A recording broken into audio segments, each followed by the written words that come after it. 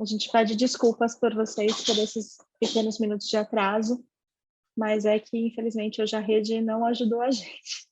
Mas vamos já começar. Então, já estou aqui com os meus convidados para essa conversa. Então, primeiramente, obrigada a todo mundo que está aqui com a gente. É um prazer ter vocês aqui. E para uma conversa tão importante, né? A gente sabe o quanto a LGPD tem sido um desafio, principalmente para as pequenas e médias empresas, e pensar essa questão voltada ao RH é fundamental. Afinal, é ali que a gente guarda todos os dados do time da empresa, certo? Que muitas vezes envolvem dados sensíveis, dados de menores, né? Então, por essa razão, a gente trouxe aqui para essa conversa um time de personalidades do direito para compartilhar um pouco daquilo que eles vivem no dia a dia. O primeiro convidado é do escritório Duarte Tonetti Advogados. Ele é o responsável pelos projetos de LGPD que ganham um diferencial pelo seu conhecimento das relações comerciais. Ele é membro da Comissão de Direito Digital da OAB. Então, é um prazer ter você aqui no Conexão e Gestão, Eduardo Silveira. Obrigado, Silvia. Um prazer. Obrigado novamente pelo convite. É um prazer estar aqui com vocês novamente. A segunda convidada de hoje é uma das maiores autoridades do direito do trabalho. Ela é desembargadora do TRT da 2ª Região e uma grande especialista em relações coletivas de trabalho da Organização Internacional do Trabalho. Ela também é professora e doutora pela PUC São Paulo. É uma honra receber você novamente nessa mesa virtual, doutora Ivani Contini Bramante. Obrigada, boa tarde a todos. É uma honra estar aqui novamente com vocês para bater papo aí acerca desse tema que vai dar muito pano para manga aí. Nós temos muito que debater. Com certeza, doutora. Então, para fechar esse nosso trio de personalidades, ela que é especialista em gestão de pessoas, Customer Service e Compliance. Ela é sócia da área trabalhista do escritório Duarte Tonetti Advogados e, junto com a sua equipe, desenvolveu uma atuação jurídica especializada em pequenas e médias empresas. É por isso que ela está aqui para conduzir essa conversa. Seja muito bem-vinda, Fernanda Miranda. Obrigada, Silvia. Que bom estar aqui de novo com vocês, doutora Ivani e Eduardo, para mais uma conversa tão rica, não é mesmo? Antes de começar, a gente dar início a esse nosso bate-papo, eu queria contar a todos que, conforme sugerido na última live, acho que a doutora Ivani vai lembrar, nós criamos um grupo no WhatsApp, onde a gente compartilha informações na rotina de RH, das alterações, mudanças na legislação trabalhista, e todos que estão aqui conosco hoje, nessa live, ao final vão receber um link para entrar nesse grupo. Legal, novidade, não é mesmo? Bom, como a Silvia comentou no começo, a LGPD trouxe grandes desafios para o RH. As grandes empresas, acho que isso já é de conhecimento, já é notório, a gente já viu que possui fôlego para garantir a segurança dos dados. Mas a realidade das pequenas e das médias empresas é completamente diferente. Eu acompanho de perto os projetos de compliance de RH e vejo o quanto é complexo para as empresas realizarem essas mudanças necessárias. Por isso, eu vou começar com você, Eduardo. Eu imagino que isso também ocorra nos projetos completos, né? Envolvendo a adequação das empresas, de fato, à LGPD. Eduardo, o que você tem encontrado nas empresas quando você começa a fazer essa adequação? Conta um pouco aqui para nós, por favor. Perfeito, Fernanda. Bom, inicialmente, doutora Ivani, é um prazer estar aqui contigo novamente. Fernanda, igualmente. Fernanda, a principal dificuldade está no mapeamento de risco. Sem dúvida nenhuma, é no mapeamento de risco que a gente e as empresas, de modo geral, têm mais dificuldade. Por quê? Porque, normalmente, as empresas têm ali o seu fluxo, o seu processo, né, definido, mas não está desenhado, né? A gente não tem isso desenhado exatamente, quais são os fluxos e processos internos.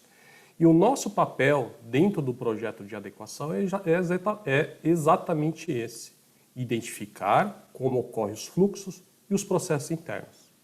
Como ocorre o compartilhamento entre as áreas, como ocorre o compartilhamento de dados com os parceiros comerciais, os parceiros de negócio. É importante lembrar que a gente segue a metodologia da família ISO 27000. Então, dentro do nosso programa de mapeamento de risco e adequação à LGPD, a gente faz primeiro o inventário dos dados, que é o levantamento do que eu tenho exatamente em relação aos meus colaboradores, aos meus clientes e também em relação aos meus parceiros comerciais. A partir do momento que eu identifico o inventário, o perfil dos dados, eu passo para o entendimento do ciclo de vida dos dados. O que é isso? Eu vou entender exatamente como que esse dado entra na minha empresa, qual é o caminho que ele percorre até a sua eliminação, ou seja, por quanto tempo eu armazeno essa informação. Na sequência, eu identifico a finalidade dessa coleta. Por que eu coletei esse dado? Eu coletei esse dado para a realização de um processo seletivo. Eu coletei esse dado para o registro do meu colaborador. Eu coletei aquele dado por conta de um benefício do plano de saúde ou plano odontológico. A partir daí, a gente faz o chamado enquadramento legal, ou seja, eu busco lá na LGPD. A LGPD ela traz 10 hipóteses, né, de tratamento de dados, a gente tem ali o consentimento, execução do contrato, cumprimento de obrigação legal, enfim. Então, são 10 hipóteses que a lei me autoriza a tratar aquele dado. Então, eu busco lá na legislação a base legal que mais se adequa àquela finalidade específica. Na sequência, com base nessas informações, a gente apresenta um relatório de risco. E dentro desse relatório de risco, a gente apresenta também, a gente não só identifica os gaps, as vulnerabilidades, a gente aponta também, a gente traz as recomendações do que a empresa precisa fazer para se adequar à lei. É o plano de ação. Bom, a partir do plano de ação, a gente passa para a etapa 2, que é de fato colocar a mão na massa, executar o plano de ação e elaborar todas as políticas e contratos necessários à adequação à Lei Geral de Proteção de Dados. Em resumo, de modo geral, esse é o passo a passo do nosso trabalho de mapeamento e adequação à LGPD. Excelente.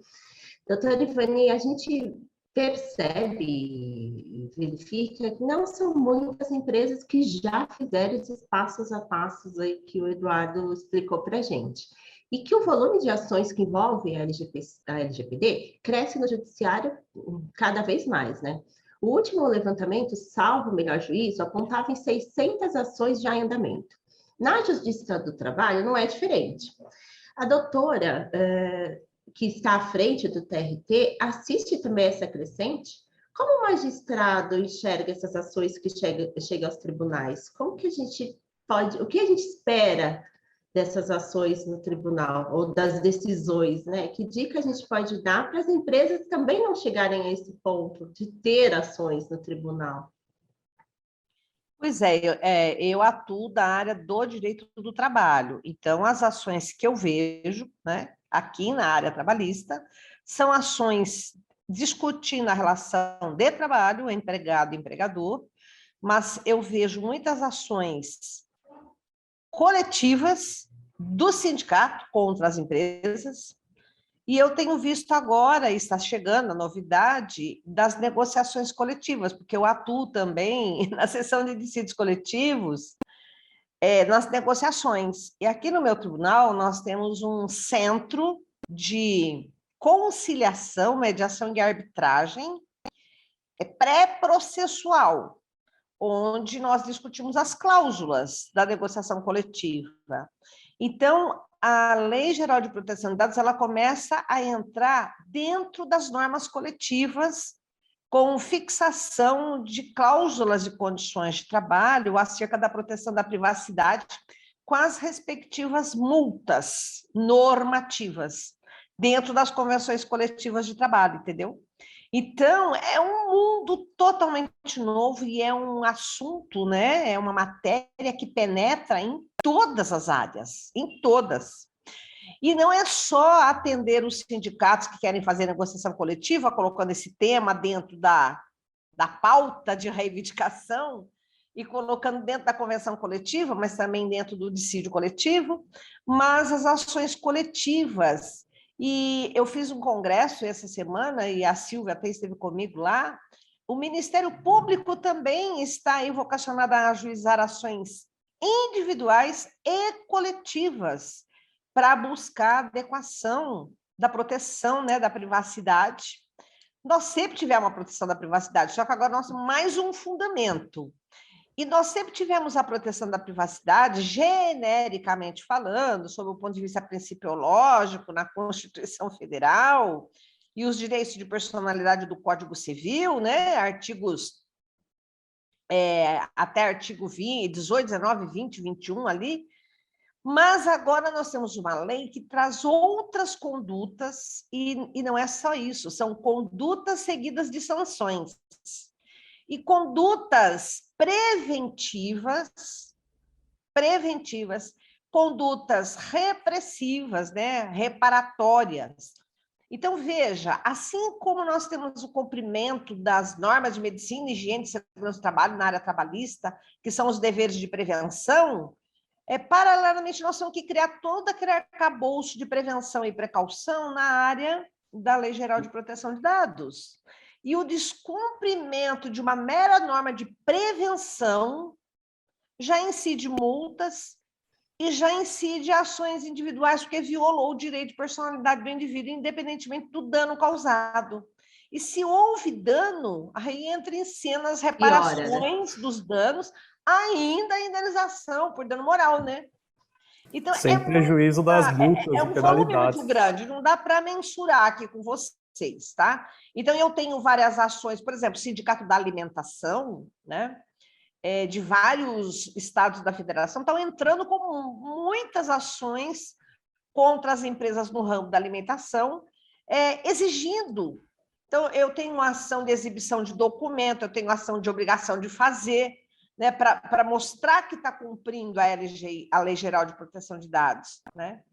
E eu estou fazendo também alguns congressos nos sindicatos, porque eu digo assim para os sindicatos, como é que você pode ir lá exigir o cumprimento da LGPD, da empresa com relação aos empregados, se você, sindicato, não tem uma política interna de privacidade? Então, primeiro você tem que cuidar da sua casa, com relação aos seus filiados e tudo mais, né?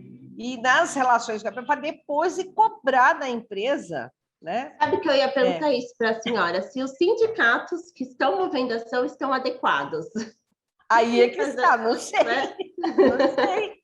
É curioso isso, de né? fazer essa perquisição, né? O sindicato está vocacionado à defesa dos interesses individuais e coletivos da categoria, né? E categoria é sócio e não sócio, né? Envolve todo mundo. Exato. Mas os sindicatos também, eles estão sob os auspícios da LGPD. Por enquanto, o LGPD não tirou fora as pequenas e médias empresas e nem as entidades sem fins lucrativos. E o sindicato é uma entidade sem fins lucrativos, né? E também ninguém falou até agora, né, das entidades filantrópicas, porque uma coisa é a entidade não ter fim lucrativo, outra coisa é a entidade ser benemérita e ter lá várias isenções, né? Então, eu tenho duas espécies, né, de atividades não lucrativas. Eu tenho aquelas empresas que não visam lucro, por exemplo, um clube, né, não visa lucro, mas eu tenho as entidades filantrópicas também, né, que tem já um tratamento diferenciado. Então, nós temos tudo isso ainda para discutir. Agora que a Autoridade Nacional de Dados está fazendo aí um chamamento numa audiência pública para discutir se as empresas, as pequenas e médias empresas vão ficar fora, vão ficar dentro, até quantos empregados, e vai ficar fora ou vai ficar dentro, de que modo, né? Qual o alcance e o conteúdo desse tratamento diferenciado das pequenas e médias empresas? Será com relação somente às multas, que serão assim em valores mais módicos? Mas as obrigações são idênticas? Como é que nós vamos... Tudo isso ainda nós estamos trabalhando, né? As empresas estão participando dessas audiências públicas. Eu pertenço ao Instituto Nacional de Proteção de Dados, que é um instituto que elabora algumas normativas para auxiliar a Autoridade Nacional de Proteção de Dados. Lá no Instituto nós temos alguns componentes, membros, que já estão indicados na Autoridade Nacional de Proteção de Dados. Então, nós discutimos muitas, por exemplo, o que o Duarte falou agora, da política de descarte, né? A política de retenção e de descarte, ou de apagamento, que a gente fala. No exterior eles falam apagamento. Como é que fica essa questão, né? Eu vou ter que separar por assunto, separar por prazo de prescrição, tipo de obrigação. É uma coisa muito grande que eu acho mais fácil usar a política tela limpa, não é isso? Tela limpa, senha intransferível, mesa limpa, não é? E dados criptografados ou na nuvem. É a política que nós temos que ter. Porque ninguém sabe direito quanto tempo, por exemplo, a gente tem que guardar um dado. De repente, você sofre uma ação judicial, então eu sempre faço uma divisão na área trabalhista, por exemplo, na pré-contratação, na execução do contrato, depois na rescisão contratual e depois no pós, né? Demissional. Término de relação, né? Acabou a relação, você ainda tem que guardar manter os o documento. Tempo, até por conta de exercício regular do direito, a questão das ações, da prescrição, a relação com o fisco. Então, é bem complicado, viu? Não dá para ter uma receita de bolo, que você coloca 2 xícaras de farinha, uma de açúcar, 2 ovos, entendeu? E ainda tem muita lacuna, né? Cada situação tem que ser analisada. E acho que aqui, para todos nós, para todo mundo que está assistindo, que está participando, acho que é inquestionável que o RH é um departamento onde tem muita informação, onde tem muito dado. Olha, eu acho que o RH eu acho que é o departamento da empresa mais crítico, né? Mais sensível, né? Eu também acho. Porque pegam dados sensíveis aí aos montes, além de compartilhar, né, com outras entidades governamentais e tudo mais. Mas o Duarte sabe disso, né? A Lei Geral de Proteção de Dados, ela é uma lei principiológica e os tipos, as condutas normativas de obrigação, elas são todas abertas. Aí você fala assim, o indivíduo tem que fazer, tem que utilizar todas as técnicas, né, disponíveis para informar, para coletar, informar e tratar. O que é isso, utilizar todas as técnicas disponíveis, né? Então, ele falou assim, o Duarte falou, olha, nós vamos fazer aqui, levantar um mapeamento de risco. Beleza. Você levanta um mapeamento de risco hoje à luz das tecnologias que a empresa tem hoje. Só que é o seguinte, daqui a 1 ano, aquele mapeamento já não serve mais. Mas você tem que manter, porque se já manter surge atualizado, um programa né? novo, um software aplicativo que já invadiu a nuvem, já descriptografou, já vazou, e eu preciso outras tecnologias mais avançadas, e aí o meu risco já está diferente, já diferenciou, e nós temos que revalidar esse mapeamento de risco. E esse mapeamento de risco que o Duarte falou, na minha opinião, ele é rotativo, né, Duarte? É verdade. Aliás, Eduardo, deixa eu te fazer uma pergunta. Pois não. A doutora Ivani falou muito bem da questão da seleção, né? Quando começa, que ela divide a relação de emprego, ou até mesmo a relação de trabalho em etapas.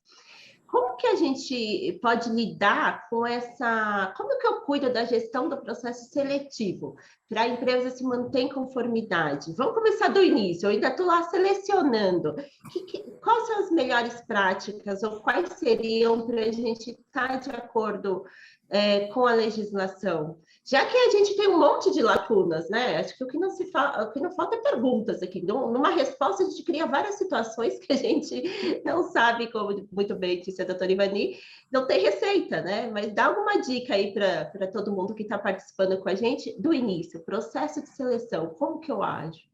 Perfeito, Fernanda. Assim, existe os dados coletados ali durante a execução ou vigência do contrato de trabalho, isso não há dúvida, né? Está debaixo do guarda-chuva da LGPD.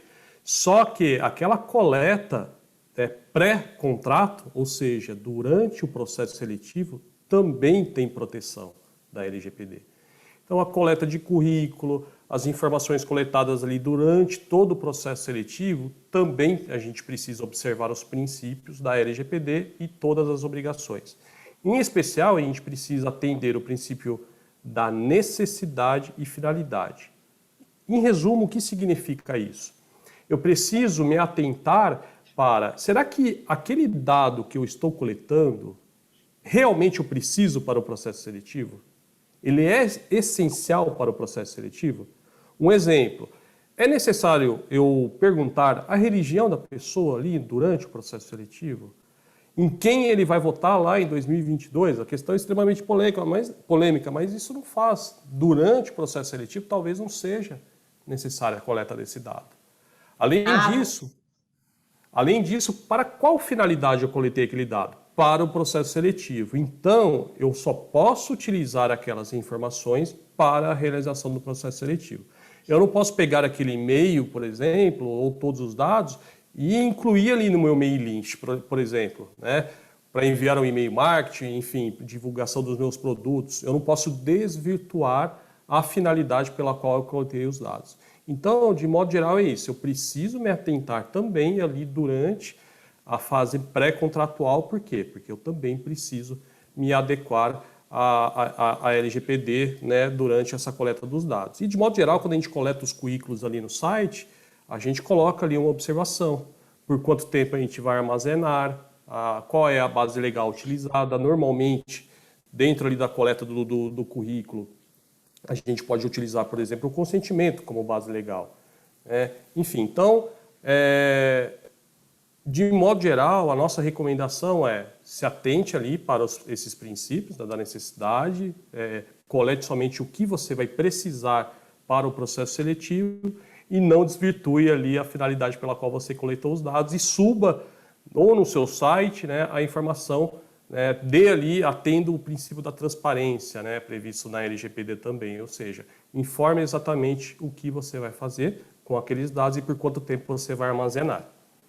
Eduardo, você falando parece tão fácil, tão simples. Eu vou apimentar isso. Nós ainda estamos em pandemia, certo? A gente está, graças a bom Deus, reduzindo o número de pessoas hospitalizadas, número de mortes, mas a pandemia ainda existe, né? E vou dar uma polêmica aqui para a gente discutir. Seja no momento, e aí acho que a doutora Ivani, pelo menos no início da minha pergunta, vai concordar comigo. É obrigação da empresa, aliás, obrigação de todos, garantir a segurança e a saúde dos seus empregados. Eu posso pedir o que estão chamando agora de passaporte da vacina na contratação? E aí, qual que é a minha justificativa? Eu quero ter certeza que você está vacinado para não contaminar o meu. Mas até que ponto eu estou invadindo a sua privacidade até o seu direito? Eu posso ou não posso fazer esse tipo de pergunta? Aí eu vou abrir para os dois, que eu acho que agora a gente tem uma discussão boa, né? Porque eu tenho duas situações complicadas. Eu devo garantir a saúde de quem já está na empresa. E quem está entrando? Eu posso fazer esse tipo de solicitação? Sendo que tem muito ambiente fazendo para a gente adentrar em qualquer lugar, né? Salvo até no fórum, eu preciso demonstrar que eu estou vacinada para poder entrar. Como que é a minha contratação? É permitido isso? Quem quer começar? Primeiro as damas, primeiro Eduardo, quem quer? Fiquem à vontade. Eu só joguei a fogo na lenha aí. Doutora, doutora Ivani, se me permitir, eu posso fazer uma breve introdução aqui, pelo menos passar o meu ponto de vista, daí na sequência... Claro. A doutora, como desembargadora, acho que melhor do que ninguém, né? Para verificar se realmente essa tese vingaria nos tribunais ou não. Bom, de fato, a questão é extremamente polêmica, tá? Até mesmo pela politização do tema, enfim. Mas, lembrando, acho que vale a pena a gente fazer uma linha do tempo, né? Sobre as legislações e as portarias, né, que envolvem a matéria. Lá em 2004, o Ministério da Saúde ele soltou uma portaria que autoriza a exigência do comprovante de vacina, lá, né, com a finalidade de contratação de empregados. Em 2021, a gente viu uma nota técnica do Ministério Público do Trabalho, também com algumas orientações do comprovante de vacinação. Em linhas gerais, o que entendeu o Ministério Público? Que as empresas privadas e o governo eles são responsáveis, né, pelo pelo aumento da imunização no Brasil, seja através de campanhas de conscientização ou através da solicitação de comprovantes de vacinação. O STF também já se manifestou sobre o tema e decidiu pela obrigatoriedade da vacina contra a Covid-19. Lembrando, obrigatoriedade não é vacinação forçada, são coisas distintas. Então, eu entendo que é possível, sim, exigir tanto no processo de seleção como durante a vigência do contrato de trabalho o comprovante da vacina. Lembrando que se a vacinação não estiver disponível para todos os participantes ali do processo seletivo, eles precisam concorrer em igualdade, tá? Igualdade de condições. Se eu não tenho a vacina disponível para todo mundo, daí pode caracterizar uma discriminação, né? Existe, inclusive, uma lei específica que veda expressamente a adoção de qualquer prática discriminatória, né? Por motivos de sexo, origem, raça, inclusive a questão da deficiência ou até mesmo da própria vacina. Então, eu entendo dessa forma. Doutora Ivani, essa tese vingaria no tribunal? Não, vou além. Doutora Ivani, eu peço esse comprovante de vacina. A senhora, estão os dois concorrendo, Eduardo e doutora Ivani. Eu peço. Um tem, outro não tem. Eu não vou te dizer que você não foi aprovado pela ausência da vacina. Eu simplesmente digo, doutora Ivani, obrigado, participará de uma próxima seleção. Tá certo isso? Eu não te contratei porque eu entendi que você não está segura o suficiente quanto eu imagino que deveria estar. Posso ter essa atitude? Porque acho que é uma dúvida de toda a RH. Eu não vou te contar que eu não te contratei em razão disso, mas intimamente vai ser o meu motivo. E aí? Eu acho que todo mundo de RH que deve estar pensando como eu faria isso, sinceramente. Me diga se eu estou errada, por favor. Olha, primeiro eu quero falar do processo de seleção, tá? Modernamente, as empresas, quando selecionam, a primeira coisa que nós vamos fazer na coleta de dados pessoais a respeito da contratação na área trabalhista é separar as fases do contrato. Você tem a fase da seleção, que é diferente da fase da contratação, tá? Uma coisa é selecionar, outra coisa é contratar. Aí você tem a fase da contratação, depois a fase da execução do contrato, depois a fase da rescisão contratual e a fase da pós-rescisão contratual. Eu tenho que dividir a relação nessas fases. É uma linha do tempo, da né? mera seleção, eu verifico, tá, eu preciso de alguém com quais qualidades profissionais? Eu preciso de um professor de inglês, exemplo. Então, a primeira coisa que nós vamos exigir dessa pessoa é que ele mostre que ele tenha expertise em falar inglês e expertise em ser professor. Esse é o primeiro ponto.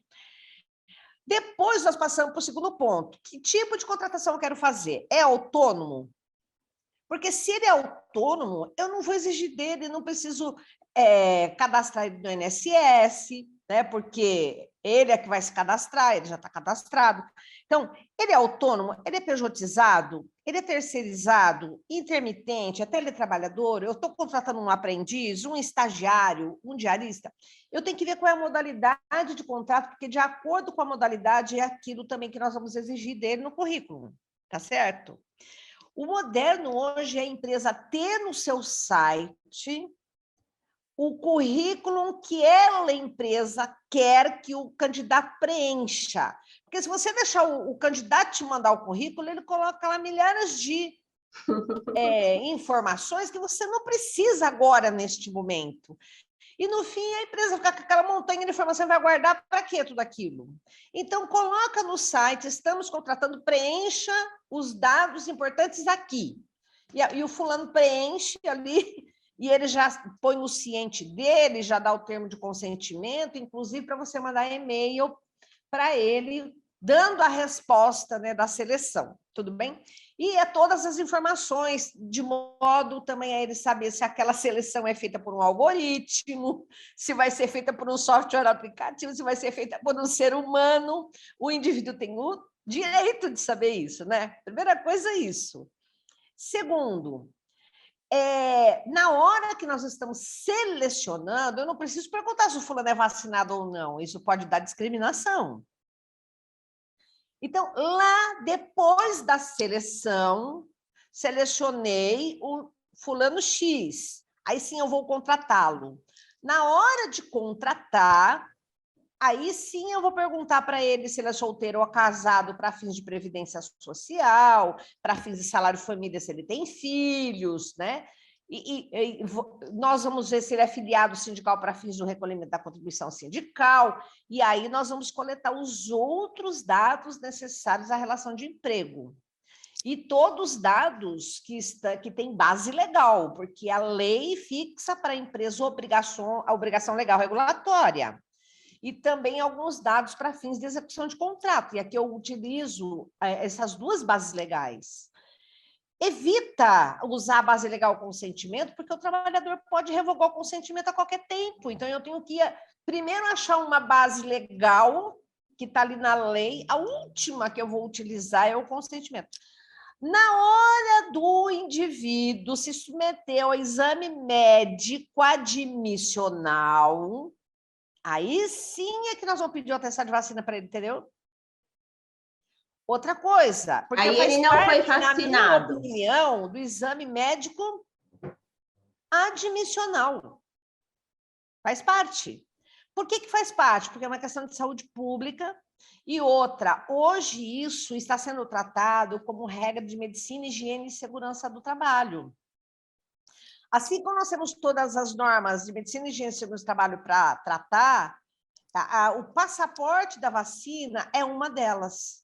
Assim como a gente pede o atestado escolar da criança para fins de pagar lá os benefícios previdenciários, se a criança está na escola ou não, do salário família, aquelas coisas. Então, nós temos obrigação legal regulatória, e o pessoal está incluindo isso nas NRs, na portaria 3214/78, né? Agora, nós temos que ter o cuidado também da discriminação nesse momento. Não pode dar um dano moral nesse momento. Vai dizer assim, olha, eu não tomei a vacina e está aqui o porquê. Eu tenho comorbidade. Ora, tudo bem, você tem qual comorbidade? Aí eu já não contrato o indivíduo porque ele tem comorbidade. Ele tem pressão alta, por exemplo. E ele vai ser discriminado. Então, aqui eu tenho um perigo também da discriminação na hora de dirigir esse atestado de vacina. Então, veja que nós estamos pisando em ovos, né? Quero dizer a vocês que já há decisões da Justiça do Trabalho que foram ratificadas ou mantidas pelo TST de dispensa por justa causa de pessoas que não tomaram a vacina. Todos vocês já sabem disso. Um dos casos era a pessoal da saúde, onde mais se necessitava que a pessoa tomasse a vacina. Então, tem uma pessoa aí que ela era, acho que ela era do auxiliar de limpeza de um hospital, e uma outra, se eu não me engano, acho que era enfermeira, que não tomou a vacina, foi despedida, né, e não justificou o porquê não fez e foi despedida por esse motivo.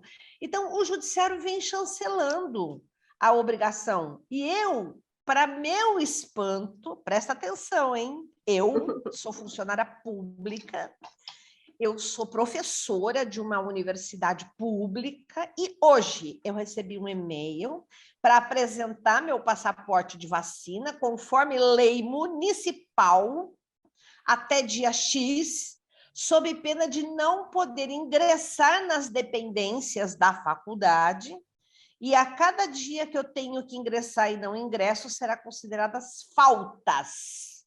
Injustificadas. Você vai ter desconto, perder férias e por aí vai. Exatamente isso.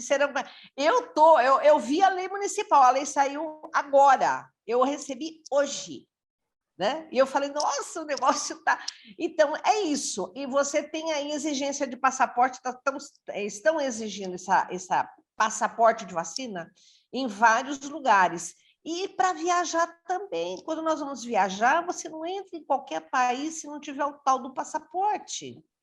Então, me parece que isso vai ser um documento. E outra coisa, essa vacina já está endereçada na ciência que nós vamos ter que tomar essa vacina todo ano. Porque esse vírus é como se fosse aquela gripe, né, que todo ano vai dar e ela tem um prazo, né, e todo ano nós vamos ter que tomar. Então, é isso, né? Vai chegar uma hora que isso vai virar uma obrigação legal, regulatória mesmo, escrito ali com todas as letras. Hoje nós incluímos dentro das regras gerais de medicina, higiene, segurança do trabalho, e hoje nós fazemos um mix do diálogo das fontes do direito. O Duarte fez isso, né? Ele falou das medidas provisórias, falou das decisões administrativas do Ministério da Saúde, falou do julgamento do Supremo. Então, hoje nós pegamos assim, um diálogo das fontes para poder justificar. Mas vai chegar uma hora que isso... Por exemplo, eu já estou obrigada por uma lei municipal. E essa lei municipal pode regular direito de trabalho? Não, ela não está regulando direito de trabalho. O que ela está regulando? Qual é a competência municipal para regular a vida dos seus servidores estatutários, né? Nessa área? Entendeu? Então, o servidor estatutário, qualquer ente público pode regular. Agora, na área do direito de trabalho, eu preciso de uma lei federal, né? Então, daqui a pouco vai vir uma lei federal regulando essa matéria aí. E vai vir muita coisa ainda. E a doutora, nessa divisão, eu vou continuar, eu vou seguir essa linha do tempo que a doutora colocou aí, doutora Ivani. A gente já falou que, além dos dados que a gente utiliza no processo seletivo, já falamos da questão da vacina, que é uma etapa aí pré-contratação, ou até já na contratação, que me deixa um pouco até receosa, porque se você já vai fazer o exame médico, você já está crente que você entrou na empresa, né? Aí, isso não necessariamente, a pessoa pode ser reprovada no exame de saúde. Me cheira é aquilo que a doutora falou, pisar em ovos, um cheirinho de pedido de dano moral aí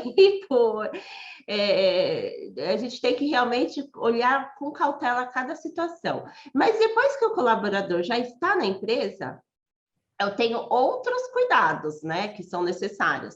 E aí eu vou falar de uma situação que a doutora colocou. Deu o exemplo de menores, né, deu o exemplo de filhos que da fase escolar, que a gente pede os documentos, enfim. Então, eu queria saber o seguinte, o RH, que tem que se preocupar com os dados dos colaboradores, desde a seleção, da pré-contratação, na contratação, como que fica a gestão de dados de menores, que muitas vezes são necessários para questões que envolvem o plano de saúde, por exemplo? A gente está falando de dados pessoais sensíveis, e por isso a atenção tem que ser redobrada, né? Há alguma dica para essa situação? Olha, eu fiz um estudo profundo sobre os dados pessoais da criança e do adolescente. Escrevi um artigo que vai sair publicado na LTR agora, em novembro. Acabei de mandar um artigo hoje para a revista, para a EJUDE, do TRT da 14ª Região, lá do Rio Grande do Sul, que é um e-book, que vai ser publicado no site do tribunal, tá? Que então, legal. Então, eu fiz a pergunta para a pessoa certa. Nós pegamos a criança e o adolescente. Então, a primeira grande discussão, Duarte sabe disso, qual é a maioridade digital? Porque você sabe que para entrar no TikTok, com 13 anos, ele já aceita a meninada lá fazendo youtuber no TikTok. Quando nós procuramos a legislação dos Estados Unidos, o CHOPA, que é o Children, né, que regula essa matéria, é com 13 anos. Então, todo mundo está dizendo que a maioridade digital é de 13 anos de coletar dados da criança nas mídias sociais em geral. Quando nós verificamos a Lei Geral de Proteção de Dados, a Lei 13.709, ela tem um único artigo que trata da criança. É muito pobre a lei. Ela é bem genérica. Mas o que ela diz? Eu já disse, essa lei ela é genérica e principiológica. Ela vem e diz o seguinte: os dados da criança e do adolescente serão tratados com base no princípio do melhor interesse da criança e com base na legislação pertinente. Aí, quando você lê a palavra legislação pertinente, significa legislação pertinente à proteção da criança e do adolescente. Vamos pro E ECA. aqui eu vou no ECA, né, É. no Estatuto da Criança e do Adolescente, e vamos no Estatuto do Jovem. Tudo bem? Mas a legislação pertinente ao menor também me traz à tona o poder parental, que é o pato poder, e todos os deveres que os pais têm em relação às suas crianças, e esses deveres dos pais entra a questão da fiscalização digital, e agora fala-se em abandono digital. O pai ou a mãe que larga a criança solta na internet e a criança causa danos, os pais respondem pelos danos causados pelos filhos. Eu levantei numa plataforma só de crianças várias hipóteses que os pais responderam por aquilo que os filhos fizeram. Uma criança de 9 anos gastou 14 mil reais em jogos. Meu Deus. Uma criança de 7 anos deu entrada num imóvel. E o cartão da mãe já tinha ficado lá gravado o número do cartão e a senha.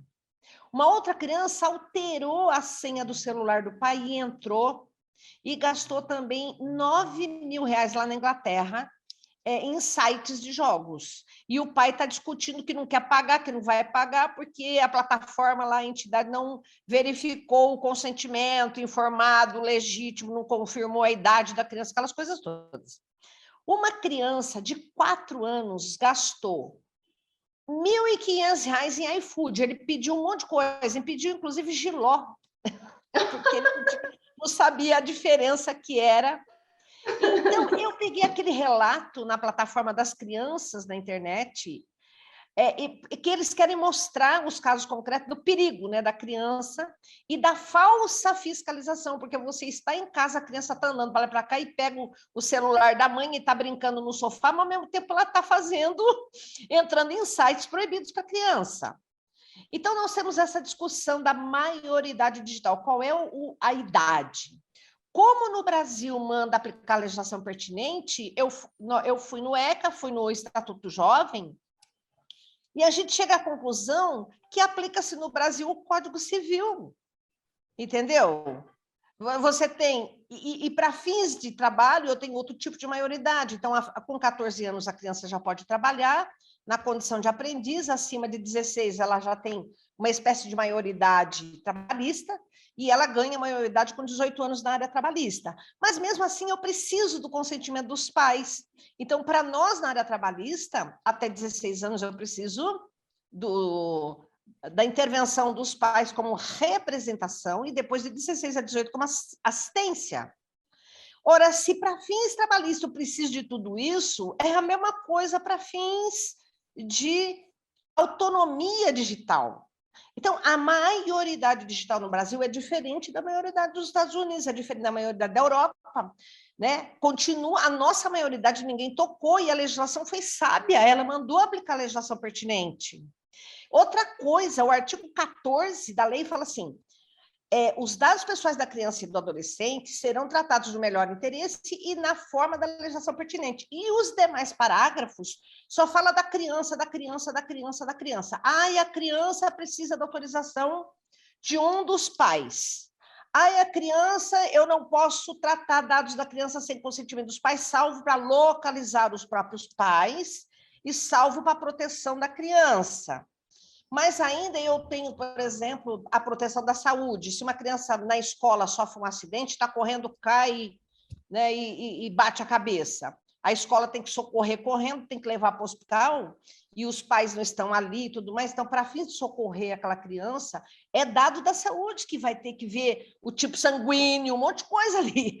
Mas nós temos que passar e não vai poder. Vai esperar localizar o pai aonde? Vai deixar a criança morrer? Pelo amor. Então, nós temos tudo isso porque nós trabalhamos com princípios, entendeu? E aí eu verifico a necessidade, a utilidade, a proteção da criança, o melhor interesse, tudo isso entra em cena. Então, não tem receita de bolo, não tem. Cada caso é um caso.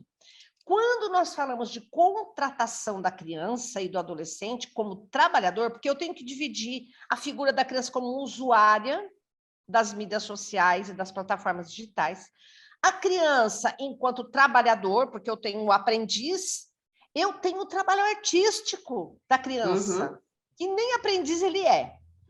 Eu tenho o trabalho artístico, eu tenho o aprendiz, eu tenho o empregado normal. Então, é tudo menor. E tem os filhos, né? Só filho menor na relação de trabalho dos pais que a criança entra na condição de dependente. Dependente. Os filhos só, filhos de empregados. Mas não importa em que momento essa criança está, seja como usuária, seja como empregado, seja como dependente, vai precisar do consentimento dos pais sempre. Por quê? Porque tudo que a criança faz, os pais são responsáveis. E o Pato Poder diz que até 16 anos os pais respondem de um jeito e de 16 para cima, até 18 responde de outro jeito e de 18 para cima é de outro jeito. Então, nós eu peguei o Pato Poder, fiz essa divisão. Como tem essa responsabilidade do poder parental e hoje a gente tem o abandono digital e a fiscalização digital, que é uma teoria das incapacidades, então nós levamos em conta tudo isso. E para contratar um menor de idade e a coleta dos dados pessoais do menor de idade na relação de trabalho, nós vamos ter que ter os mesmos cuidados. E eu quero dizer outra coisa para você. A lei não tratou de outras vulnerabilidades, do idoso e do deficiente. Quantas pessoas deficientes que nós inserimos, com síndrome de Down e tudo mais, e a Lei Geral de Proteção de Dados não tratou, só tratou da criança, ele devia ter tratado dos vulneráveis em geral. Então, por analogia, eu aplicaria também a legislação pertinente com relação à contratação do deficiente, porque eu posso ter deficiência cognitiva. Concorda? Sim. No tribunal, por exemplo, nós inserimos aprendiz e com síndrome de Down, tudo junto. Então, olha, o cuidado é mais redobrado. Além de ser menor, ele ainda tem síndrome de Down, entendeu? Não é fácil a vida do RH agora. O tratamento de dados do idoso. Eu posso ter um idoso com deficiência cognitiva, que está no começo do Alzheimer. Então, nós temos tudo isso para tratar. E quantos idosos fazem empréstimo consignado no INSS e dão os dados lá para o banco, ou sei lá, para as entidades financeiras, e fazem empréstimo consignado sem ter a noção exata? Eu conheço um idoso que ele fez 12 empréstimos consignados. Meu Deus! Ele não estava tendo alcance, porque ele estava com a síndrome do Alzheimer, ele esqueceu que fez um empréstimo, fez outro, 12. E as entidades coletaram todos esses dados dele. Depois o aluno, né, que eu tenho saiu cancelando todos esses dados, porque a idade também traz uma certa vulnerabilidade cognitiva para o idoso. Sem contar que o idoso às vezes não sabe mexer, né, na parafernália telemática. Não, entendeu? Verdade. Então, Eduardo, esse tema, minha filha, ele tem para todo mundo, viu? Tem para todos os lados.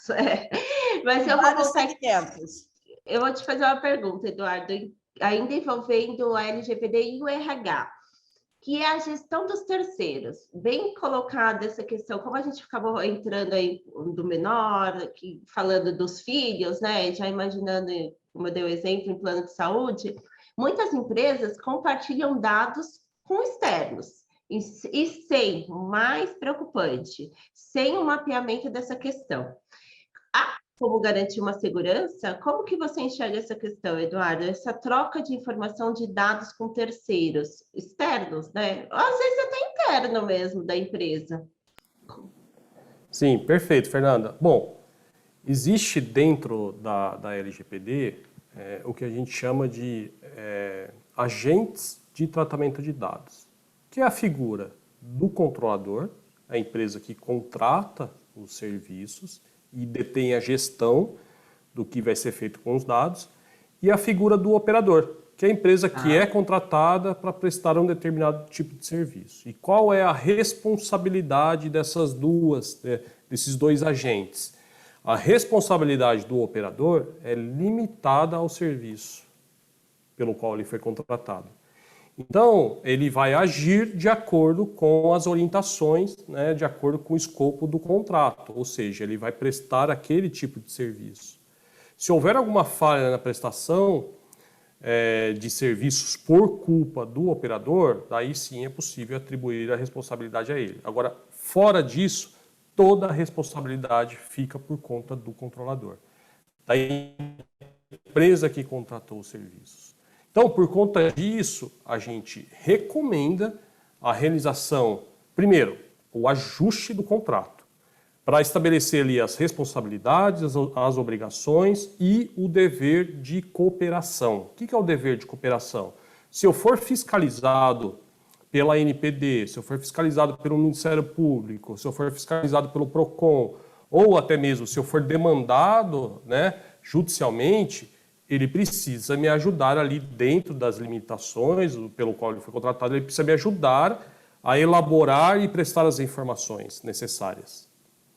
Se eu precisar de alguma informação para cumprir o direito do titular, que é um artigo específico, o artigo 18, lá da Lei Geral de Proteção de Dados, ele também precisa cooperar para me auxiliar a prestar essas informações ao titular dos dados. Então, primeiro, a gente adequa os contratos.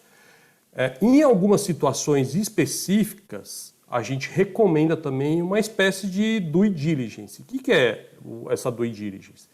É identificar exatamente qual é o grau de maturidade do meu parceiro de negócio. O que ele fez em relação ao LGPD? Então, a gente tem ali um questionário, né? A gente recomenda a realização de algumas perguntas, né, específicas para que a gente consiga identificar, de fato, qual é o grau de maturidade. Lembrando que a gente tem visto isso, né? Isso tem sido muito comum, assim como aconteceu lá atrás com o compliance, né, a gente tem visto também em relação à LGPD. Aliás, a LGPD, não existe um programa de compliance hoje completo sem ali uma parte, né, sem um braço da LGPD. Então, está acontecendo no mercado de modo geral uma autorregulação por conta da própria responsabilidade, né, da responsabilidade do controlador. As empresas, os operadores que não se adequaram, né, ou não iniciaram a jornada de adequação, eles estão perdendo o mercado. E a tendência é que ele fique cada vez mais fora do mercado, caso ele não tome nenhuma providência em relação à LGPD. A LGPD, no futuro próximo, ela vai ser um diferencial de mercado. Vai gerar novos negócios. Estar adequado, estar em conformidade com a LGPD, na verdade, eu diria que já está gerando novos negócios, né? Hoje, lembrando que não existe um selo, né, de conformidade, enfim. Como é que eu comprovo isso? Através de evidências, né? Então, evidências de que eu mapeei os meus processos através do próprio mapeamento e plano de ação, evidências de que eu adequei os meus contratos. É muito simples você identificar se um contrato passou por uma revisão sob o ponto de vista da Lei Geral de Proteção de Dados e Privacidade. E evidências de que eu também treinei os meus colaboradores, né? Então, a lei ela fala, não existe um selo, mas eu consigo comprovar através de evidências, né, de que eu, de fato, tomei as medidas em relação à adequação à lei. Interessante isso, porque hoje a gente está voltando a tentar ou buscando ter uma vida normal, né? Mas em relação ao trabalho, a gente está naquele momento meio híbrido, meio presencial, meio home office. A tecnologia ocupou um espaço importante dentro dessas relações de trabalho. A gente deu um avanço, né? Teve um avanço muito grande em relação a isso. E falando de questões de controle do trabalho, que você me disse que não tem um selo, mas que tem evidências. Isso me ocorreu uma situação. Quando eu tenho... Como que está funcionando essa questão de privacidade de dados em relação à biometria? Biometria de acesso, por exemplo. Que boa prática eu posso ter? Porque imagina só, eu posso ter até um relatório, ter treinado, mas ao adentrar num prédio, eu já tenho uma biometria. Eu já tenho que tirar uma foto. Um momento eu estou em casa, outro momento eu estou na empresa. Quando eu estou na empresa, para eu entrar, eu coloco minha digital. Como trabalhar, lidar com isso? Agora eu quero ver a opinião dos dois. Porque a gente está lidando aqui com RHs. Então, às vezes, a empresa, dentro da empresa, está tentando fazer certo, mas para adentrar o prédio onde ela está localizada, a situação não está adequada. Ela tem que ali utilizar da biometria. Como agir assim? O que a gente pode dar aqui de sugestão para o pessoal que está aqui conversando com a gente? Doutora Ivani, na pergunta anterior eu tomei a frente, agora, por favor, primeiras damas. Olha, eu lembrei agora de uma ação que eu vi no Rio de Janeiro, na 18ª Vara, que o empregado ele utilizou já a LGPD para ter acesso a essas folha de ponto com biometria, né, que a gente está falando, e ele queria todas as informações de como é que estão sendo armazenados, né, esses dados pessoais biométricos. Porque, na verdade, você poderia coletar a presença do indivíduo. Ele entrou às 10 da manhã na catraca e saiu, né? Isso tem que ser feito um apontamento de modo, sei lá, de um outro modo criptografado e já ter o descarte imediato da biometria, na minha opinião, tá? Porque você não pode guardar, porque se vazar essa biometria, é possível fazer um contrato de empréstimo com essa biometria. Nossa, já pensou? Assim, se até criança está comprando imóvel, com essa biometria, é possível fazer uma montanha de coisas com essa biometria. Então, quem utiliza a biometria, né, tem que anonimizar, criptografar, colocar na nuvem, ainda colocar em 7 chaves e criar um software aplicativo muito potente, né, de anonimização. E é muito perigoso. Eu fui num prédio,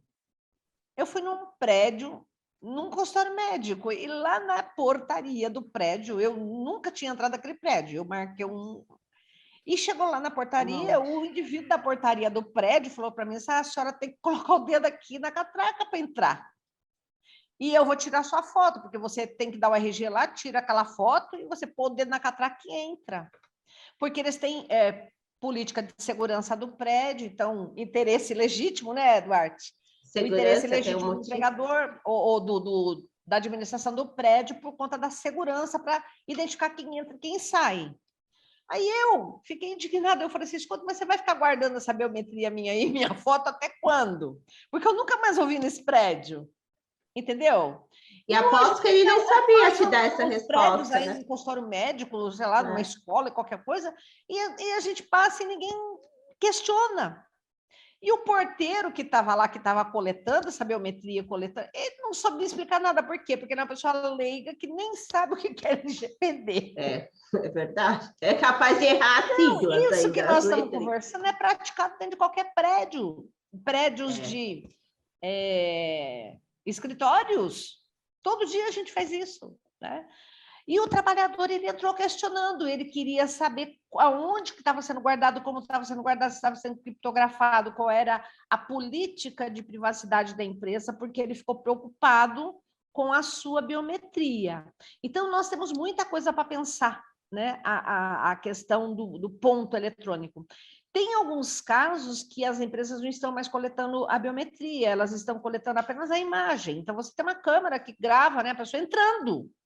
E lá na câmera está rodando o horário, você sabe a hora que ela entrou. Para que você precisa da biometria? Se você tem uma câmera e mostra que hora que o fulano entrou. Né? Aqui nós temos o direito de imagem, que é outra coisa, diferente da biometria, concorda? Concordo. Eu acho assim, é um dado menos sensível, vamos dizer assim. Os dois são sensíveis, mas é menos sensível a imagem do que a biometria. A biometria, para mim, é muito mais sensível. Estou achando que as empresas vão voltar para aquele... Então, eu acho que está na hora das empresas terem outras alternativas. Tem algumas empresas agora que estão coletando a íris, né, a identificação da íris do indivíduo. E nós vamos nos adequando. Tem algumas empresas que não estão mais fazendo biometria, elas estão só na videovigilância, vamos dizer assim. Grava a pessoa entrando a hora que entrou e acabou. Não precisa colocar a biometria, entendeu? Eduardo, você acha que a gente precisa voltar ao tempo do cartão no papel, naqueles pardos que vai lá na chapa?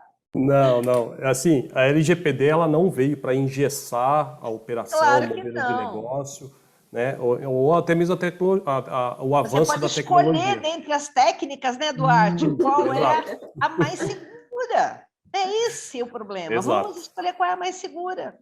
Exato. Dentro ali desses dois exemplos que a gente pegou, assim, a gente tem a biometria tradicional, né, do polegar, a facial, e, enfim, biometria dentro da LGPD é considerado dado sensível.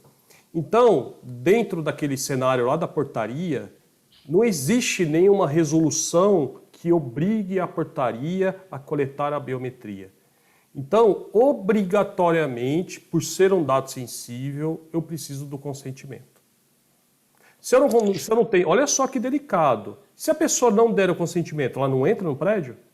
Pois é, eu nunca vi ninguém pedir. Eu vou falar Não. que eu já tirei várias fotos, ninguém nunca me pediu consentimento. E isso Exato. em vários departamentos, Não, né? no Em momento que várias. você olha para aquela câmera lá, você dá o seu RG, você está consentindo ali em tirar aquela foto. Quem O cala problema, Fernanda, é quando você sai do prédio, a sua foto ficou lá. Então, você deveria ter a certeza, a informação e a certeza de que ela teria o descarte. Mas é aquilo que a gente disse, os descartes hoje do software aplicativo, às vezes não significa que descartou, porque você descarta de um software, mas ela já está na nuvem, que depois você tem que descartar também na nuvem. Do celular, quando você apaga uma conversa aqui, não significa que a conversa apagou para tudo sempre, amém.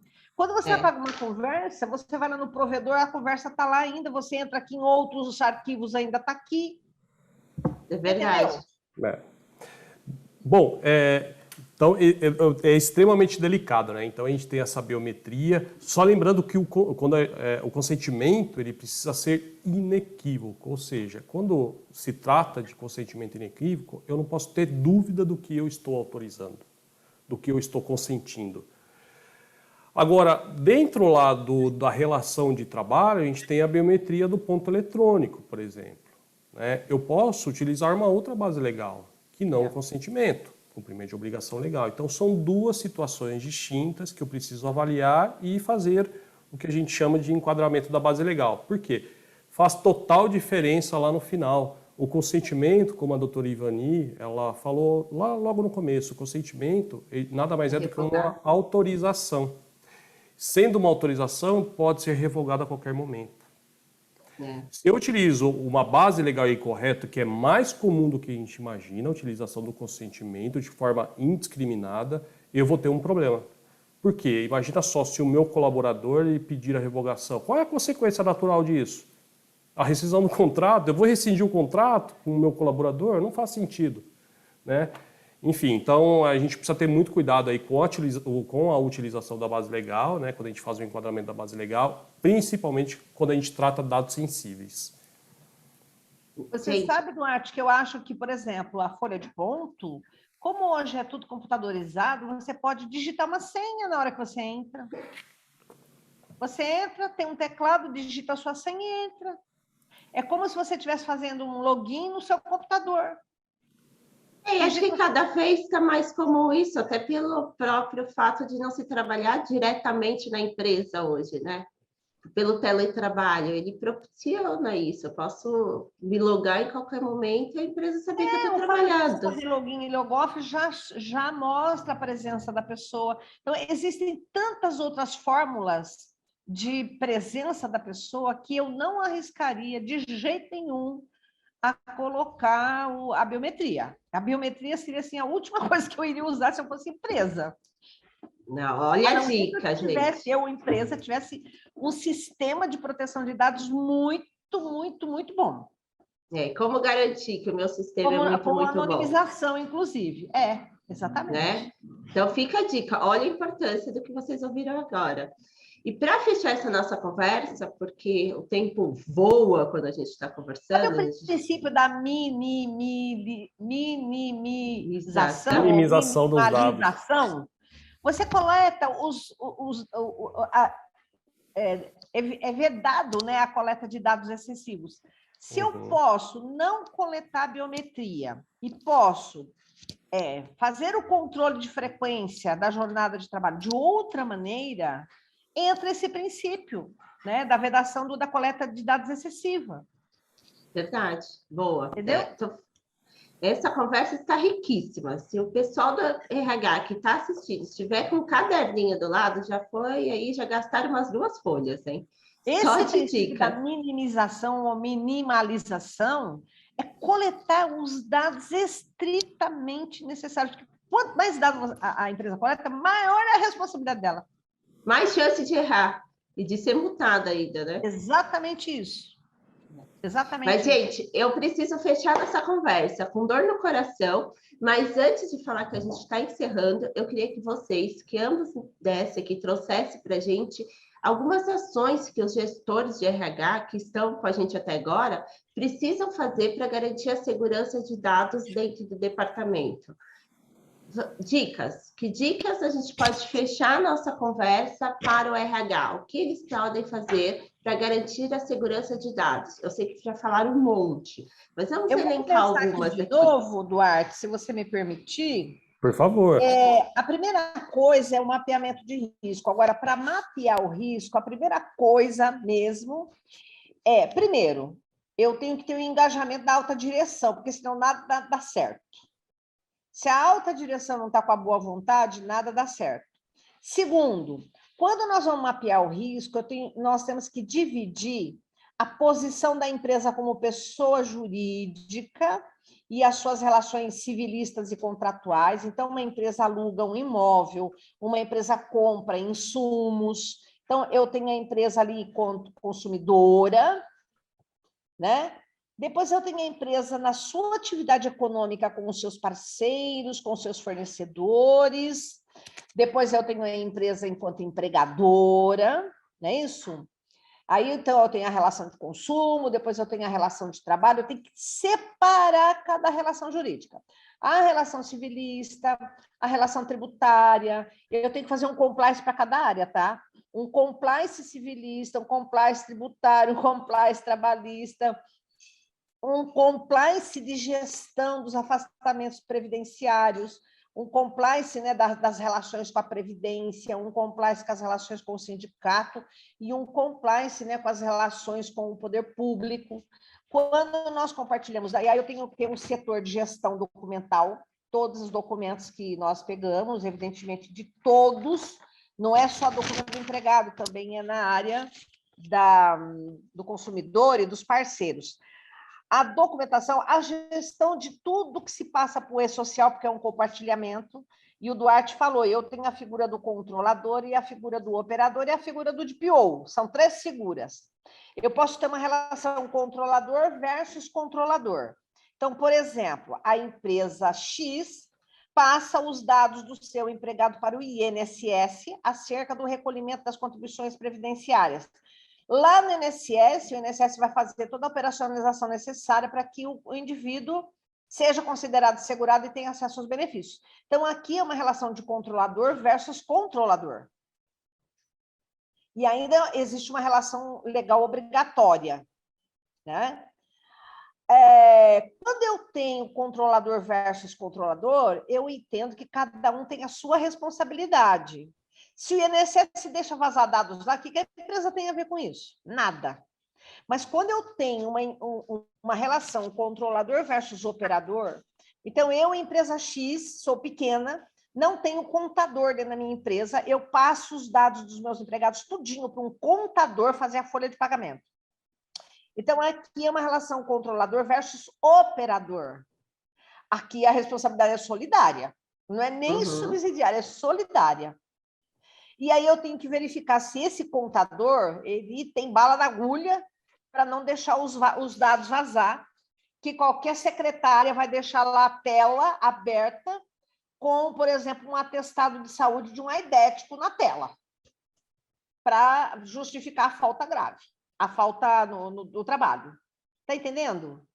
Porque a LGPD ela protege dados pessoais online, mas também offline, papel. Então, a secretária não pode deixar papel por cima da mesa. A política é tela limpa, mesa limpa. senha intransferível e dados criptografados e na nuvem. Essa é a política.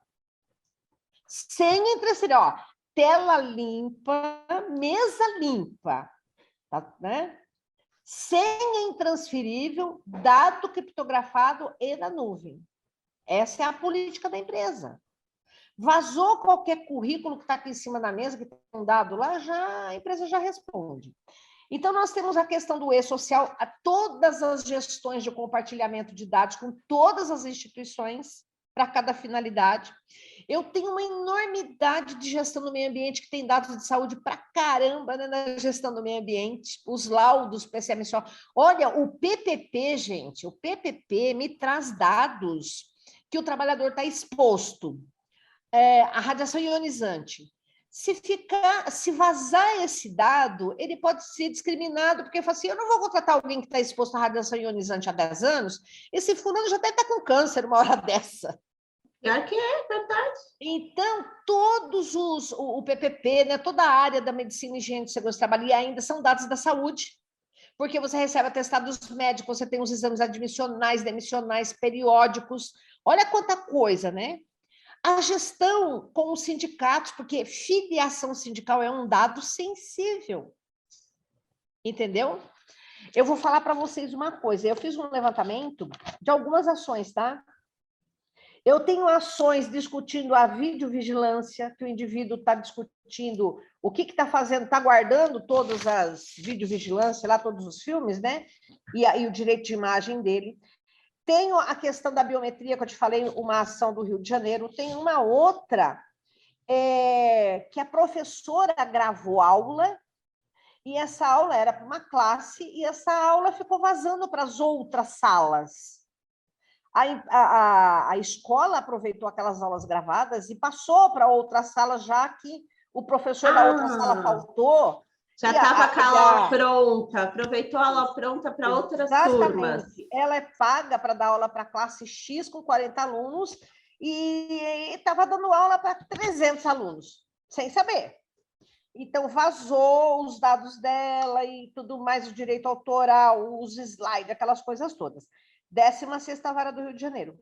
Eu tenho o caso da Magazine Luiza, porque havia informações desabonadoras de uma fotógrafa de uma empregada que estava na tela, no sistema interno do Magazine Luiza, e vazou. Então, é uma ação da Magazine Luiza. Outra coisa, eu fiz esse congresso no sábado e o ministro Douglas, do TST, participou, e ele me disse, olha, esta semana eu tive um caso de uma discriminação por conta de doença estigmatizante, aplicação da súmula 443 do TST, e ali nós estávamos discutindo a doença do indivíduo e eu pedi ex officio para retirar o nome da pessoa da autuação do processo, da publicação, da publicidade, deixar só o número do processo, mas tirar o nome do indivíduo do processo e tirar da sentença o nome, deixar só o número do processo e não colocar o nome, e ainda colocar em sigilo os documentos que tinham dados da saúde do indivíduo dentro do processo. Essa foi uma providência que foi pedido, teve um voto vista dele, depois ele até mandou o voto para mim aqui no WhatsApp, eu posso mandar para você.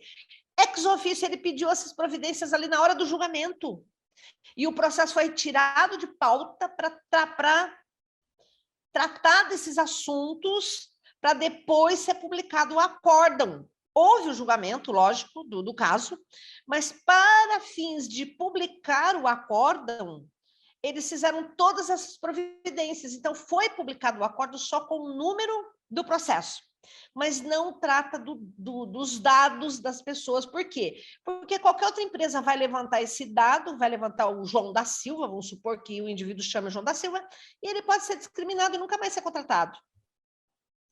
E eu estava dando uma aula sobre a Lei Maria da Penha e teve um caso que o juiz penal, determinou que a mulher que sofreu violência doméstica e o agressor era o marido, que ela ficasse afastada em licença Maria da Penha, que é uma licença trabalhista que está dentro da Lei Maria da Penha. A cargo ela não ficou doente, mas ela ficou abalada psicologicamente, ela teve que sair de casa, arrumar um outro lugar para ficar, e ela estava procurando um local, e as crianças não podiam ir na escola, porque o marido estava indo na escola, né, atrás das crianças e tudo mais, ela teve que dar sumir do mapa, vamos dizer assim, por um tempo, e o juiz determinou aquela licença, mas como não é caso de auxílio-doença, porque não tinha fundamento para colocar a cargo da Previdência, colocou a cargo do empregador. A aquela empresa pagou esses licença dias? trabalhista. E, ao mesmo tempo, no voto, o relator do STJ, tá? Determinou que tirasse o nome da pessoa do processo em geral. E eu estava procurando esse processo e eu não achava. E aí eu tive que ligar para o STJ para ver qual era o número dele, porque pelo nome eu não conseguia localizar. Aí eles me deram o número, eu consegui o acórdão por causa do número do processo, mas não pelo nome, porque eles tomaram essa providência de tirar o nome da pessoa também por conta de vários fatores, né, de discriminação. E nós estamos discutindo no meu tribunal, eu já não coloco mais nos meus votos o nome da testemunha. Eu coloco testemunha número 1, eu digo assim, testemunhas do reclamante. Testemunha número 1, testemunha número 2, testemunha número 3, né? Conforme qualificação em documento anexo ID número tal, sob sigilo. Entendeu? Interessante isso. Então, eu não coloco mais o nome das testemunhas, porque se você pega uma sentença e está lá, a testemunha da reclamante Maria da Silva, né? E aí a empresa já sabe que a Maria da Silva, que trabalha na empresa, foi testemunha, embora ela não tenha sido a reclamante, ela foi testemunha, ela pode ser discriminada no local de trabalho, ser despedida, né? Então, nós não estamos colocando a testemunha. E há um estudo agora no meu tribunal, e lógico, está capitaneado pelo CNJ e tudo mais, pelo TST, que me parece que no futuro as partes não vão mais ter os seus nomes dos processos. Elas terão um número. As pessoas vão virar um número, que é o número do processo. Entendeu? E nós estamos discutindo, olha que ponto interessante, a LGPD no processo em geral, e o conteúdo e o alcance do princípio da publicidade. Porque nós interpretamos a publicidade de modo errado. O artigo 93, inciso 9 da Carta Federal diz que os atos processuais serão públicos e não os dados pessoais. Eu ia fazer essa pergunta, doutora. Nós estamos fazendo uma distinção entre atos processuais e dados pessoais. E é uma outra, vai mudar toda, ressignificar o princípio da publicidade. Então, quando, por exemplo, hoje o poder público tem a política de transparência e ele tem lá no portal da transparência o nome de todos os servidores, o endereço de todos os servidores, o telefone de todos os servidores e quanto cada servidor ganha, isso não vai poder mais, porque nós estamos confundindo publicidade dos atos administrativos com publicidade dos dados pessoais. E não é possível fazer essa confusão. E muita gente, né, eu até brinco, eu digo assim, olha, gente, o princípio da publicidade hoje não significa princípio da escancaração. Nós temos que dividir o que é ato administrativo, nós temos que dividir o que é ato judicial, o que é ato de gestão de uma empresa, porque a empresa pratica atos de gestão, entendeu? O que é ato de gestão de uma empresa com dados pessoais. É a mesma ideia que a gente tem no processo, a empresa tem que ter essa ideia agora. Ela pratica dados. É público? É público. Então, se você me pedir, eu te dou a informação. Mas você me peça, se identifica. Olha, eu, Ivani, quero dado tal para finalidade X.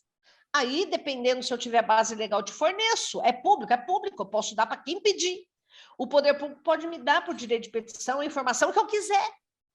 Mas isso não tem que ser publicado sem ninguém pedir, entendeu o que eu estou falando? Eduardo, antes até de você dar suas dicas, eu queria fazer uma pergunta agora para a doutora Ivani. Com base nessa colocação, me surgiu uma curiosidade que, se não consta o nome das testemunhas na ata, ou melhor, na ata está separado lá, tá, eu não tenho. Na Os sentença, ela é juízes já não estão mais colocando, agora o advogado pode pedir lá na hora da audiência, pedir isso, tá? Excelência, pela ordem, considerando a LGPD, eu gostaria que a qualificação das testemunhas fosse feita em documento apartado, colocado em sigilo no processo, e que as testemunhas fossem referidas por número 1, a testemunha, primeira testemunha, segunda testemunha, terceira testemunha. Eu pensando aqui como, eu vou contar um segredo, talvez, tradutora de um ato meu. Eu gosto de saber quem é a testemunha e ter a ata, porque hoje ela é testemunha, ela amanhã é reclamante. Geralmente as versões mudam. E quando eu sou testemunha, eu estou sob juramento, eu falo a verdade. Você sabe que nem colocar que a testemunha é do reclamante ou da reclamada, nós não estamos colocando mais, porque a testemunha, depois que ela prestou depoimento, ela é testemunha ela é do juízo, né? É do juízo. Não importa de quem foi que trouxe a testemunha, entendeu? Então é uma besteira ficar colocando que a testemunha é do reclamante ou da reclamada. Interessantíssimo, gostei dessa. Você não precisa colocar, você coloca, nomina a testemunha 1, a testemunha 2, a testemunha 3, né? Conforme documento em apartado e onde ela está lá devidamente qualificada. E quem tem acesso a esse documento apartado que está em sigilo? Só as partes. As partes. Só as partes. E o juiz. Só quem tem, quem está lá, quem tem a assinatura digital e tem né, o token para entrar dentro do processo e ver. Legal. Como a gente os outros está lidando aqui com muito RH, tem muito preposto ouvindo isso, tem muita testemunha até ouvindo. Acho que está passando uma segurança para esse pessoal todo que costuma atuar. O nome da atuar. empresa pode ficar, porque a pessoa jurídica é o dado da pessoa natural que é protegido e não da pessoa jurídica. Então fica assim, processo tal contra a empresa, sei lá, Volkswagen do Brasil. Entendeu? Muito legal isso, muito legal. Tem o número e é da Volkswagen, mas a gente não sabe quem é o reclamante. Aí, para eu saber, eu vou ter que, naquele documento onde ele está qualificado, os advogados mais modernamente não estão mais qualificando na petição inicial o indivíduo. Entendeu? Olha só, perfeito. Ele isso, assim, o reclamante, aí, entre parênteses, qualificado em documento apartado que desde já se requer sigilo. Aí você coloca o número da lei, LGPD número tal, vem perante Vossa Excelência, entendeu? Muito bom isso, gostei. Bela dica. Eduardo, e você, o que nos diz aqui para encerrar? Eu adorei aqui, foram aula e já tem comentários, estão concordando comigo, dizendo que tem uma xará minha que disse que já anotou 2 folhas frente e verso com tudo que vocês falaram. Olha só. Eduardo, para a gente encerrar a noite, para a gente fechar. Sabe outra coisa que eu queria, só para que veio na minha memória? Quando nós fazemos acordo na Justiça do Trabalho, nós não estamos mais colocando o número da conta bancária, que o acordo é 200 mil em 10 vezes e será depositado todo dia 10 de cada mês subsequente na conta do advogado tal, o AB tal, o Banco do Brasil, conta tal. Não estamos mais colocando isso. Entendeu? Não também fica sob sigilo os dados bancários. Como é que será feito o pagamento na conta bancária? Porque esses dados ficam expostos lá dentro da ata. É verdade. A ata, ela tem que ser publicizada, é um ato processual, ela precisa ser pública. Então, o que nós falamos? Nós falamos assim, olha, o pagamento será feito de acordo com as tratativas que serão mantidas entre advogado do empregador das partes, né? Isso. Aí depois, inbox, né? As partes dão lá o número da conta bancária e tudo mais, né? Para que a gente, para que interessa saber como é que vai ser, né? É um dado a menos. Tá quitado, prova a quitação. Não quitou, acabou. O dado é um dado a menos na Justiça do Trabalho, dados, né? Bancários e nós também expedimos, às vezes, na ata com força de alvará. Já viu a ata com força de alvará? Sim. Agora, se eu faço ata com força de alvará para você levantar o fundo de garantia, eu tenho que colocar seu nome, nome da sua mãe, seu PIS, tudo ali na ata. Gente, a ata é pública, eu não posso mais fazer ata com força de alvará com os dados. Eu posso colocar conforme dados em documento anexo. E aí eu vou ter que imprimir esse documento anexo e grampear. Entregar só ele lá no banco. Grampear com a ata. Muito bom. Nossa, Nossa, adorei essas dicas aí, processuais. Interessante, né? Muito interessante. Para os colegas aí de RH que atuam como preposto, que atuam como testemunhas. Olha, quando o preposto, a empresa é a pessoa jurídica, mas o preposto é uma pessoa física. É, pessoa física, Quando né? vocês juntarem a carta de preposto, de preposição no processo, por conta do LGPD, peçam para que juntem e peçam que seja juntado em documento apartado ali e que seja dado o sigilo, tá? O sigilo para o documento, muito bom. Isso, o sigilo do documento. Excelente, ó, já até Porque anotei esse também. preposto, pode ser que também haja alguma discriminação a respeito do preposto, não sei. É verdade, é verdade. Pode haver, e tem os dados dele ali, né? Eduardo, o que você... Agora eu quero ver. A procuração também, viu, gente? Você viu quantos dados tem dentro de uma procuração? Nossos, inclusive, né? Dos advogados. Né? Isso! Olha quantos dados tem dentro de uma procuração. É preciso colocar em sigilo a procuração, tá? Por conta dos dados pessoais que tem lá dentro. Muito bom. Eduardo, agora a sua missão ficou mais difícil, hein? Depois de tantas dicas da doutora Ivani... Depois dessa exposição da doutora Ivani, vai ficar difícil aqui a minha parte, viu? O RH está super ansioso. É a parte processual, né?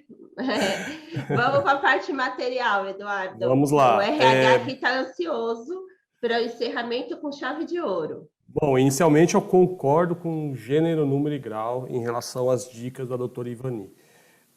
Isso é gestão de risco, né? Então, dentro ali, eu preciso... Lembra, a LGPD ela não veio para inviabilizar o negócio, né, ou engessar a operação. Eu preciso ali, dentro do meu modelo de negócio, avaliar o meu risco e tomar as ações mitigatórias.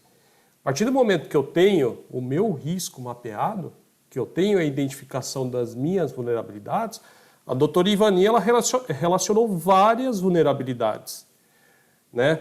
Então, a partir do momento que eu tenho consciência, que eu tenho mapeado as vulnerabilidades, eu consigo montar um plano de ação. Eu consigo implementar as ações mitigatórias, ou seja, eu consigo diminuir aquele risco. A partir do momento que eu diminuo, né, a publicidade daquele dado, consequentemente eu vou ter uma diminuição no risco. O nosso trabalho é exatamente esse. Então, dentro do trabalho de mapeamento, a gente identifica quais são as vulnerabilidades e, na sequência, a gente parte para o plano de ação. A gente monta o plano de ação em conjunto com a empresa. Lembrando que são sugestões, não são imposições, né, as ações mitigatórias dentro do plano de ação. Por quê? Cada empresa possui seu DNA, cada empresa possui o seu grau de maturidade em relação à lei. Então, a gente vai discutir em conjunto as ações mitigatórias.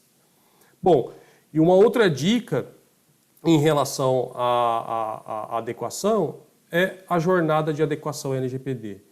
A lei, lembrando que a lei entrou em vigor em setembro do ano passado, com um pequeno detalhe. As multas e penalidades que poderão ser impostas pela ANPD, Autoridade Nacional de Proteção de Dados, elas passaram a valer desde o dia 2 de agosto de 2021. Eu estou atrasado, não comecei. Comece o quanto antes. Por quê? Se você for fiscalizado, se você for fiscalizado pela ANPD, se você for demandado judicialmente, se você for oficiado pelo PROCON, enfim, ou questionado pelo próprio titular dos dados, lá com base no artigo 18, se você já iniciou a sua jornada de adequação, a chance de você discutir isso administrativamente, através de um recurso ou judicialmente, é muito maior. Você vai conseguir comprovar a sua boa-fé, que você já iniciou sua jornada, você vai ter um cronograma de implementação, do programa de implementação à adequação à LGPD da sua empresa. Então, mesmo que você esteja atrasado, comece o quanto antes, tá? Porque a chance e a possibilidade de você discutir isso, seja judicialmente ou administrativamente, é muito maior. Bom, de modo geral era isso que eu tinha para falar. Muito obrigado, Fernanda, pela oportunidade. Doutora Ivani, prazer revê-la. Obrigada, Duarte. Eu queria só complementar que o Duarte falou aí no começo que o Supremo Tribunal Federal já decidiu, né? Eu quero dar o número da ação que tramita lá, que tramitou, né, lá no Supremo. Anotem aí, é Ação Direta de Inconstitucionalidade, número 6586, e tem uma outra que é 6587, são duas, tá? O que decidiu o Supremo? E vocês podem utilizar essas duas decisões como fundamento aí. Decidiu o seguinte: a vacinação compulsória é constitucional e não representa violação da liberdade de consciência e nem de liberdade de convicção filosófica. Não se trata de vacinação forçada. Ela é obrigatória, mas ela não é forçada. Ninguém pega o fulano pelo braço, arrasta e faz ele tomar a vacina, né? Ante a possibilidade de recusa do indivíduo em receber a vacina. Contudo, aquele que não tomar a vacina pode sofrer as restrições dos seus direitos, como, por exemplo, a impossibilidade de frequentar determinados locais de acesso público ou coletivo. Portanto, a vacinação obrigatória, né, não extrapola os limites de escolha dos empregados, sendo uma medida coletiva necessária e efetiva, uma vez que o interesse público se sobrepõe ao interesse coletivo e também se sobrepõe ao interesse particular. E poderá o empregador, então, proibir que o trabalhador entre na empresa e fique lá circulando, né? E aquilo vai sendo considerado falta. É essa a consequência. É grave, né? É bom. Aí, claro que dessas faltas vai chegar uma hora que vai resultar numa falta grave, porque você tem lá aquela questão da assiduidade, tá bom? E houve um pronunciamento da nossa ministra Maria Cristina Peduzzi, que é a presidente do TST, a respeito desse assunto nas mídias, e ela também reafirma que não tomar a vacina de modo injustificado, porque se você tiver uma justificativa, aí é diferente. Tem um atestado médico dizendo que você não pode tomar, porque senão você vai morrer, né? Ou não teve ainda, o governo daquela localidade ainda não providenciou vacina para todo mundo. Bom, enfim, aí, havendo, né, uma justificativa, tudo bem. E isso são normas de regras de rigidez, medicina, higiene e segurança do trabalho. Tá?